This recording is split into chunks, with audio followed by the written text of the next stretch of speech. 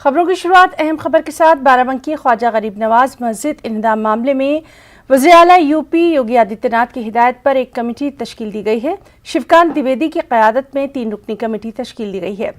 15 दिन में कमेटी को अपनी रिपोर्ट पेश करना है। मस्जिद इंहदाम को लेकर उत्तर प्रदेश हुकूमत की लगातार सरजनिश की जा रही है। रियासती हुकूमत पर फ़िरका परस्ती को फ़रोग़ देकर सियासी मुफाद हासिल करने के इल्ज़ामात भी लगाए गए हैं। सियासी, समाजी, मिली और मजहबी हल्कों में मुतल्लिक़ अफसरान की मजम्मत और मस्जिद की अदसर नौ तामीर का मुतालबा किया जा रहा है। इंसाफ का मुतालबा कर रहे लोगों में योगी हुकूमत और इंतजामी के खिलाफ सख्त नाराजगी देखी जा रही है। मस्जिद तामीर का मुतालबा करने वालों के खिलाफ बाराबंकी जिला माइनॉरिटी अफसर ने FIR भी दर्ज कराई थी। एक और अहम खबर, कत्ल के एक मामले में पहलवान सुशील कुमार को दिल्ली पुलिस की खुसूसी टीम ने दिल्ली के मंडला इलाके से गिरफ्तार किया। सुशील कुमार के एक साथी को भी गिरफ्तार किया गया। कत्ल मामले में पुलिस ने सुशील कुमार पर 1 लाख रुपए का इनाम भी रखा था। उसके साथी अजय पर 50,000 रुपए का इनाम रखा था। साथ ही पहलवान के खिलाफ गैर जमानती वारंट भी जारी किया गया था। सुशील कुमार मुबैना कत्ल के मुलजिम बताए गए हैं। 4 मई से फरार चल रहे थे। पहलवान सुशील कुमार पर इल्जाम है कि दीगर पहलवानों के साथ मिलकर दिल्ली के 36 साल स्टेडियम कैंपस में सागर राणा नामी पहलवान पर हमला किया गया था, जिसके सबब सागर राणा नामी पहलवान की मौत हो गई थी।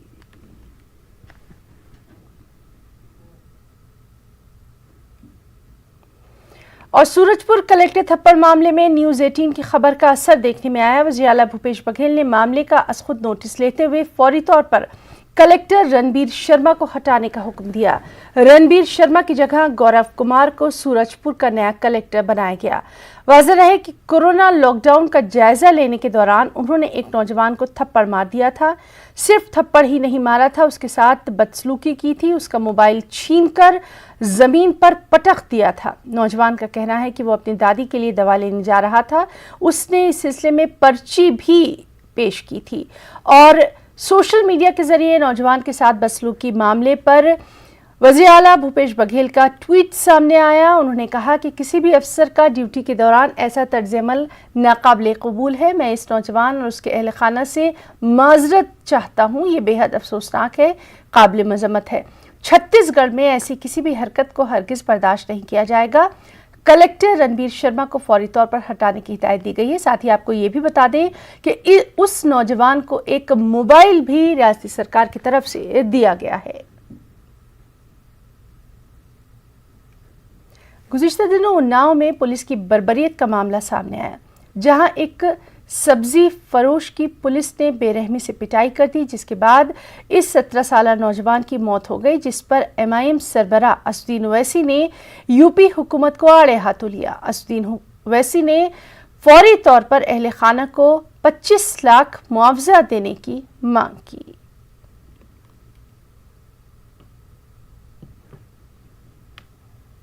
जो दर्दनाक और इंसानियत सोज वाक़या उन्नाव में हुआ, जो फिर से उत्तर प्रदेश सरकार की मुसलमानों से नफ़रत की एक जीती जागती मिसाल है और उत्तर प्रदेश पुलिस की तरफ से एक क्रिमिनल बिहेवियर की एक और मिसाल है कि एक 17 साला गरीब मुसलमान लड़के को जो तरकारी बेचता था, उसको उन्नाव की पुलिस ने मार मार कर उसकी जान ले ली, उसका कत्ल कर दिया। ये इस बात को बताता है कि इन क्रिमिनल पुलिस के ऑफिसर्स को योगी आदित्यनाथ की पूरी सपोर्ट है और बीजेपी की सरकार उत्तर प्रदेश में मुसलमानों के ताल्लुक़ से नफ़रत भी फैला रही है और मुसलमानों पर पिछले 4.5 साल में जुल्म की इंतहा कर दी। मैं योगी आदित्यनाथ से पूछना चाहता हूं कि अगर इस लड़के का नाम फजल नहीं होता और इसका नाम विवेक तिवारी होता तो आप क्या करते? आपसे सस्पेंड करते। उन पुलिस वालों को आप उन पर कत्ल का मुकदमा लगाना चाहिए। हम डिमांड करते हैं कि फजल के इस कत्ल के ऊपर योगी आदित्यनाथ ना सिर्फ उन पुलिस ऑफिसर सस्पेंड करें, बल्कि उस गरीब मरने वालों के लिए 25 लाख रुपये का इमीडिएटली एग्रेशिया का ऐलान करें। मगर ये नहीं होगा, इसलिए कि योगी आदित्यनाथ की सरकार उत्तर प्रदेश में मुसलमानों के खिलाफ एक नफरत फैला चुकी है और या तो इस लॉकडाउन में मुसलमान कोरोना से मरेगा या दलित मुसलमान कोरोना से मरेगा या गरीबी से मर जाएगा या फिर पुलिस के मार से मर जाएगा। दिल्ली में एक हफ्ते के लिए लॉकडाउन में इजाफा किया गया। दिल्ली के वज़ीर आला अरविंद केजरीवाल ने प्रेस कॉन्फ्रेंस के जरिए इस बात की जानकारी दी। अब 31 मई तक दिल्ली में लॉकडाउन जारी रहेगा। इस दौरान अरविंद केजरीवाल ने लोगों का शुक्रिया अदा किया। ये भी कहा कि अगर हालात ऐसे ही बेहतर होते रहे तो 1 जून से कुछ राहत दी जाएगी।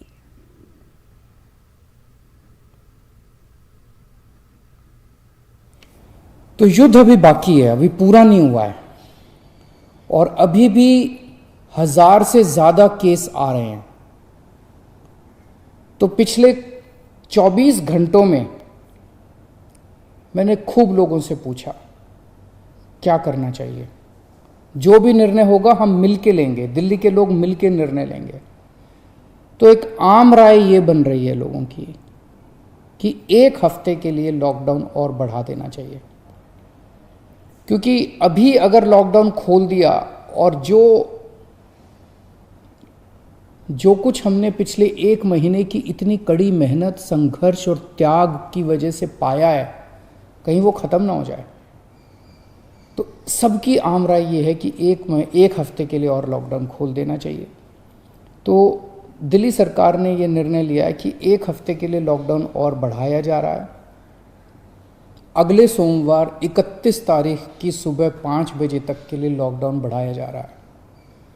अगर केसेस के घटने का सिलसिला इसी तरह से जारी रहा अगले 1 हफ्ते भी, मेरा आप सब लोगों से अपील है, निवेदन है, जैसे आपने अभी तक सहयोग किया, आपने अभी तक कठोर अनुशासन का पालन किया, लॉकडाउन को फॉलो किया, इसी तरह से आप आगे भी जारी रखेंगे, कोरोना के नियमों को आगे भी फॉलो करेंगे।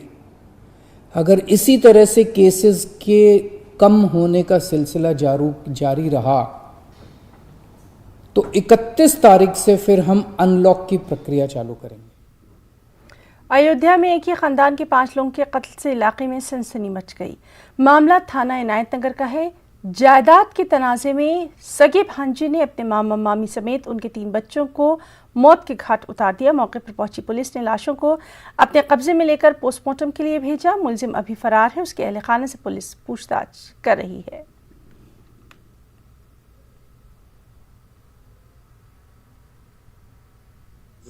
थाना इनायत नगर क्षेत्र के बरिया निसारू गांव में श्री राकेश जी, उनकी पत्नी और उनके 3 बच्चों की हत्या हुई है।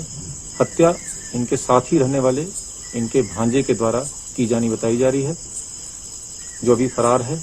हत्या के पीछे के मोटिव के बारे में पता किया जा रहा है।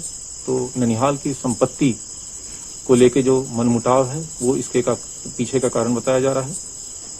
मुख्य अभियुक्त के बाकी परिजनों को पूछताछ के लिए ले जाया गया है। साथ ही साथ इनकी गिरफ्तारी के लिए, मुख्य अभियुक्त की गिरफ्तारी के लिए 5 टीमें बना दी गई हैं। सभी संभावित स्थानों पर इसके लिए दबिश जारी है। जल्द ही पुलिस टीम मुख्य अभियुक्त को गिरफ्तार करेगी। एक ही परिवार की 5 लोगों की हत्या के बाद पुलिस प्रशासन महकमे में हड़कंप मच गया है। एक सगे भांजे ने अपने मामा, अपने मामी और उनके 2 पुत्र, 1 पुत्री की धारदार हथियार से मारकर हत्या कर दी और मौके से फरार हो गया।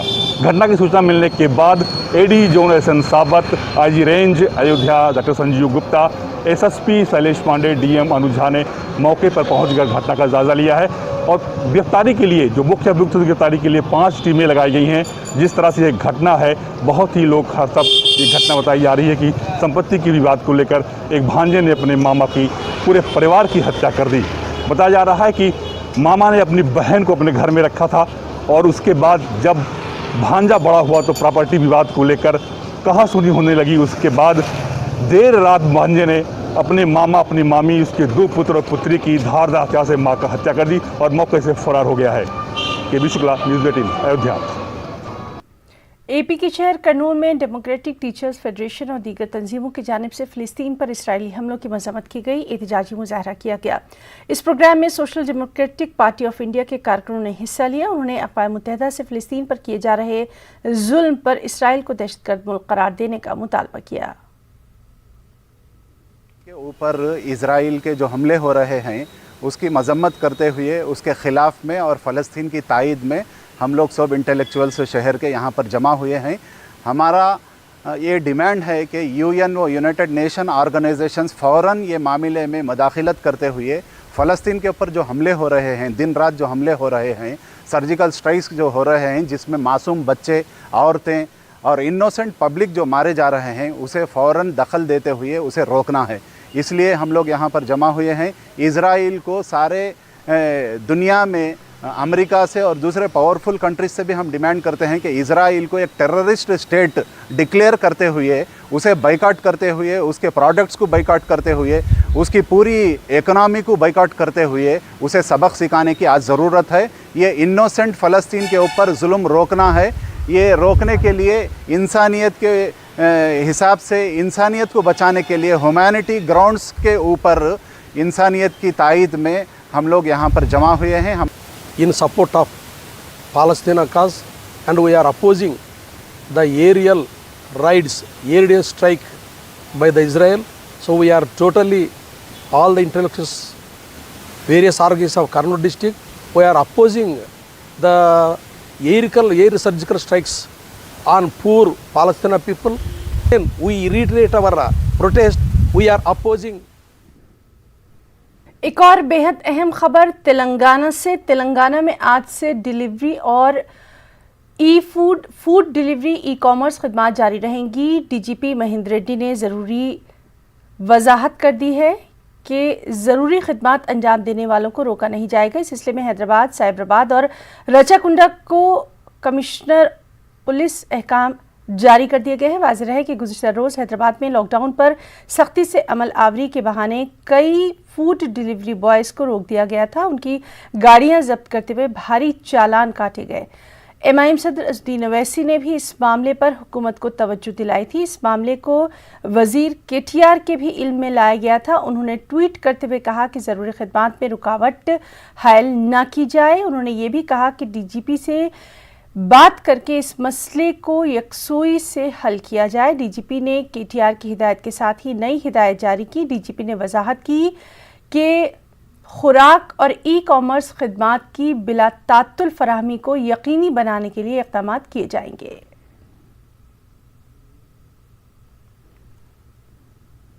कोरोना के बढ़ते असरात से पूरे मुल्क में हंगामी सूरत हाल पैदा हो गई है। ऐसे में कई समाजी तंजीमें, कई मजहबी इदारे सामने आए हैं, अपनी बेशबहा इंसानियत की खिदमत अंजाम दे रहे हैं। इसी सिलसिले में नांदेड़ गुरुद्वारा के मजहबी रहनुमा जत्थेदार बाबा कुलवंत सिंह जी ने गुरुद्वारा बोर्ड से ये ख्वाहिश जाहिर की कि गुरुद्वारे के ख़जाने में पिछले 50 बरसों से जमा हो रहे सोने का इस्तेमाल अस्पताल और मेडिकल कॉलेज की तामीर में किया जाए, ताकि नांदेड़ में ऐसे नाजुक वक्त में जदीद तिब्बी सहूलतें आम लोगों को दस्तयाब करवाई जा सकें। पंचप्यारे साहिबान में के मुख्य संत बाबा कुलवंत सिंह जी ने एक वहाँ पे प्रस्ताव रखा। उन्होंने कहा कि पिछले वर्ष मेरी तबीयत ख़राब हो गई थी। मेरी भी तबीयत ख़राब हो जाने के कारण मुझे नांदेड़ के अंदर में बड़ा हॉस्पिटल नहीं मिला, लेकिन मैं बड़ा होने के कारण मुझे बॉम्बे में शिफ्ट किया गया। बॉम्बे में मेरा इलाज हुआ। मैं बड़ा होने के कारण मेरा बॉम्बे में इलाज है, लेकिन यहाँ के जो गरीब तबका है उसका भी इलाज अच्छे से अच्छे दवाखाने में होना चाहिए, उसको इलाज मिलना चाहिए। उन्होंने गुरुद्वारा बोर्ड के सामने प्रस्ताव रखा कि ये जो सोना है, ये सोने को ना दीवारों के ऊपर में सजाया जाए, ना दीवारों पे लगाया जाए। इसको जो सोने का उपयोग हम एक बड़ा सा हॉस्पिटल बना के लिया जाए। इसके लिए उन्होंने गुरुद्वारा बोर्ड के पास प्रस्ताव रखा है। गुरुद्वारा बोर्ड की मीटिंग के अंदर में वो प्रस्ताव के ऊपर में चर्चा जल्दी होके बड़ा हॉस्पिटल खुलने वाला है। उसके पूर्व जो हमारे धर्मगुरु ने कहा है और आज हालात की बहुत ज़रूरी है, गुरुद्वारा बोर्ड की ओर से यहाँ पे एक 10 बेड का आईसीयू हॉस्पिटल, साथ में जो 130 बेड के सादे वाले जो ऑक्सीजन वाले, ये तुरंत ही होगा तो 8 दिन के अंदर में चालू हो जाएगा। साथ में नीचे वाली साइड में अलग से आज आप देख रहे हैं कि डायलिसिस के इतने प्रमाण आ रहे हैं। हमारे गुरुद्वारा बोर्ड के जो अध्यक्ष श्री मीनाज जी, उन्होंने एक नीचे जो है 5 बेड का जो आईसीयू सेंटर जो सभी जाति धर्मों के लोगों के लिए रहेगा, ये ऐसा प्रस्ताव चल रहा है। पिछले सोशल मीडिया के अंदर में आया, हमारे धर्मगुरु का प्रस्ताव है। धर्मगुरु का प्रस्ताव नहीं, ये आदेश होता है और गुरुद्वारा बोर्ड भी जल्द से जल्द उस पर अमल बजावनी करेगा। गुरुद्वारा बोर्ड की बहुत सी जगह है वहाँ पे मेडिकल। कुछ खबरें यूटी जम्मू कश्मीर से भी। पुलवामा के विमेंस कॉलेज के नज़दीक डांगरपुरा क्रॉसिंग पर आज सीआरपीएफ जवान ने उस वक्त हवा में गोलियां चलाईं जब एक मशकूक नौजवान को रोकने पर वो नज़दीकी मेवा बागात में फरार हो गया। तफसीलात के मुताबिक कस्बा पुलवामा में विमेंस कॉलेज के नज़दीक डांगरपुरा क्रॉसिंग पर नाके पर तैनात फोर्सेस के जवान ने एक मशकूक नौजवान को रुकने के लिए कहा तो उसने नज़दीकी मेवा बागात में राह फरार इख्तियार कर ली, जिस पर नाके पर तैनात जवान ने हवाई फायरिंग कर दी, जिससे इलाके में कुछ देर तक अफरा तफरी फैल गई। इस वाक़े के बाद सिक्योरिटी फोर्सेस ने पूरे इलाके का मुहासरा कर लिया। कुछ देर तक तलाशी कार्रवाई अंजाम दी गई, ताहम इस दौरान किसी की गिरफ्तारी अमल में नहीं लाई गई।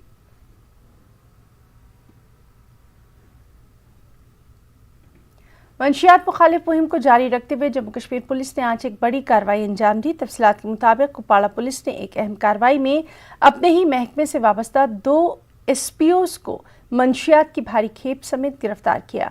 बताया जाता है कि एक मुसद्दिक़ा इत्तला मिलने पर कुपवाड़ा पुलिस ने द्रगमुला में नाके लगाए थे। इस दौरान एक ऑल्टो गाड़ी का गुजर हुआ। गाड़ी की तलाशी के दौरान मंशियात की भारी खेप बरामद की गई।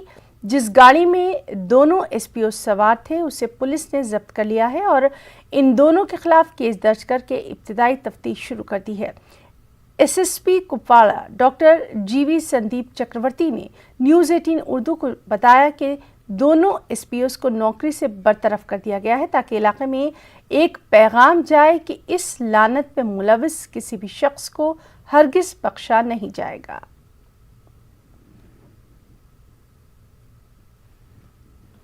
जम्मू कश्मीर में कोविड कर्फ्यू में 31 मई तक तौसी कर दी गई है। श्रीनगर में कर्फ्यू के तहत सख्त पाबंदियां आयद कर दी गई हैं।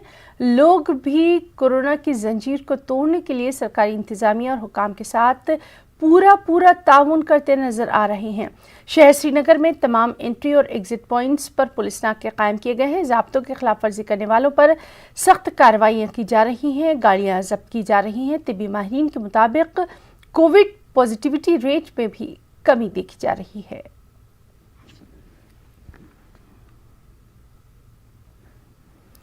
किश्तवाड़ में डिप्टी कमिश्नर अशोक शर्मा ने कहा है कि जिले में कोविड पॉजिटिविटी रेट में कमी का सिलसिला शुरू हो गया है। डीसी अपने दफ्तर के कॉन्फ्रेंस हॉल में मीडिया नुमाइंदों से मुखातिब थे। डीसी ने इस मौके पर कहा कि सूरत हाल धीरे धीरे बेहतर हो रही है, ताहम हालात मजीद सुधरने तक लोगों को कोरोना की गाइडलाइंस पर अमल करते रहना चाहिए। उन्होंने मजीद कहा कि फिलहाल जिले में 388 एक्टिव पॉजिटिव मामले हैं, जबकि अब तक 604 मरीज सेहतियाब हुए हैं। डीसी के मुताबिक देही इलाकों में ऑक्सीजन सपोर्ट करने वाले कोविड केयर सेंटरों की तश्कील का काम जंगी पैमाने पर जारी है। जिले में 45 साल से ज़्यादा उम्र की तकरीबन 67% आबादी को वैक्सीन भी दिया जा चुका है। बाकी मानदा लोगों को भी तेज़ी से टीके दिए जाएंगे। पटना से खबर है, जहां 2 दिन के बाद 18 साल से ज़्यादा उम्र के लोगों के लिए कोरोना वैक्सीनेशन से मुतालिक अच्छी खबर। 13 सेंटर्स पर वैक्सीनेशन जारी है। वैक्सीन की कमी की वजह से वैक्सीनेशन का काम बंद था।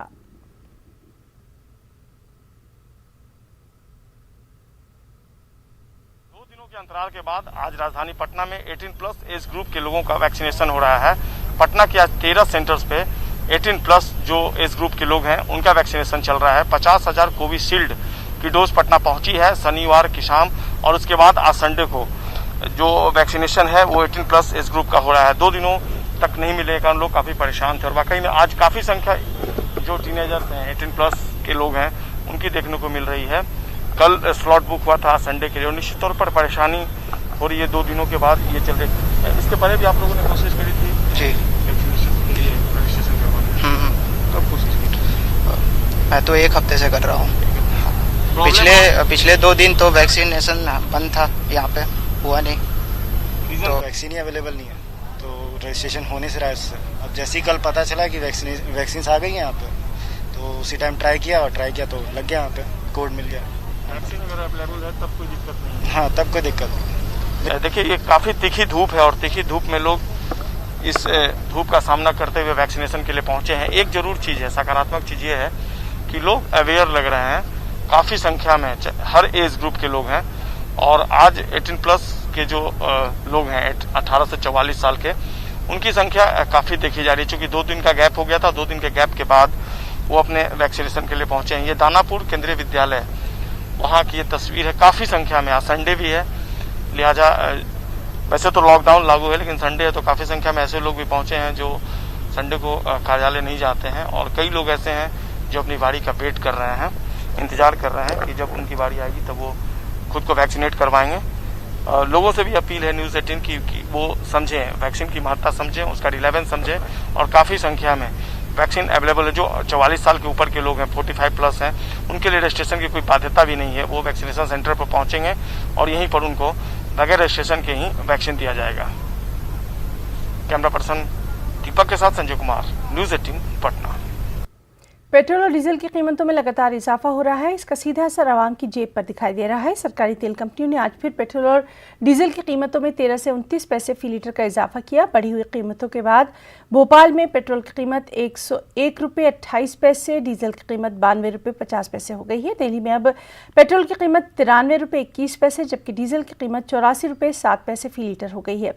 मुंबई में पेट्रोल 99 रुपये 49 पैसे, डीजल 91 रुपये 30 पैसे तक जा पहुंचा है। चेन्नई में पेट्रोल 94 रुपये 86 पैसे, वहीं डीजल 88 रुपये 87 पैसे फी लीटर मिल रहा है, जबकि कोलकाता में पेट्रोल की कीमत 93 रुपये 27 पैसे और डीजल 86 रुपये 91 पैसे फी लीटर बिक रहा है।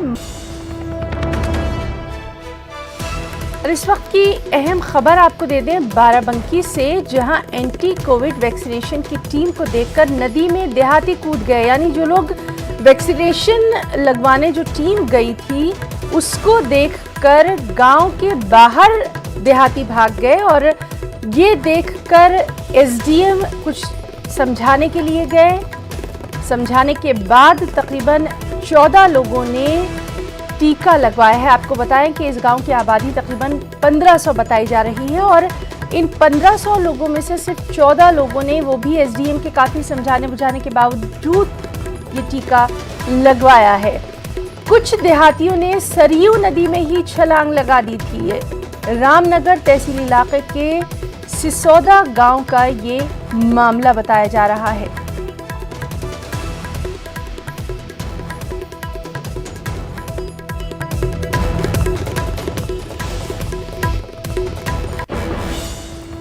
कोरोना वबा के दौरान बाहमी इमदाद और निसार का जज्बा मुस्तहकम हुआ है। मुल्क इस वबा से मुत्तहिद होकर मुकाबला कर रहा है। टीकाकारी के ऐलान के बाद हम बेहतर ताउन कर रहे हैं, जिससे हम कोरोना को बांध देने की जानिब कदम बढ़ा सकें। नेटवर्क 18 इस मुहिम में हर कदम पर आपके साथ रहेगा। जब तक सभी महफूज नहीं, तब तक कोई महफूज नहीं होगा। इसी सोच की बुनियाद पर हमारी मुहिम संजीवनी का मकसद ये यकीनी बनाना है कि वैक्सीन पाना सभी हिंदुस्तानियों का हक है।